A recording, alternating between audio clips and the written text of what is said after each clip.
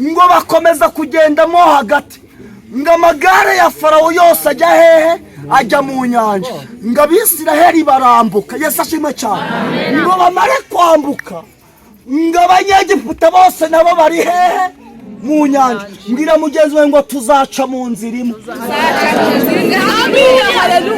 Haleluya, tuzaca mu nzira imwe. Haleluya, nabo baciye mu nzira. Abisiraheli bagize gute? Banyuze mu, mbwira mugenzi we ngo bagiye kuyigwamo. Yesu ashimwe cyane.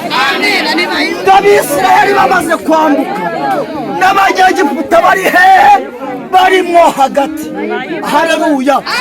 Ngo Imana ibwira Mose ngo hindukira, wongere urambure ukuboko hehe?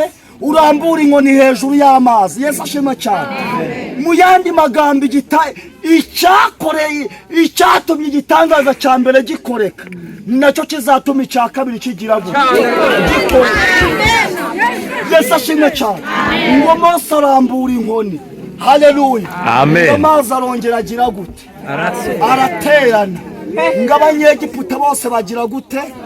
Bararengerwa. Haleluya.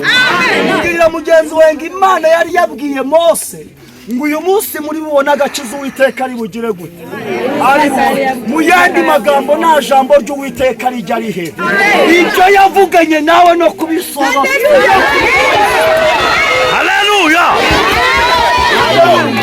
Ibyo yavuganye nawe no kubikora izabikora.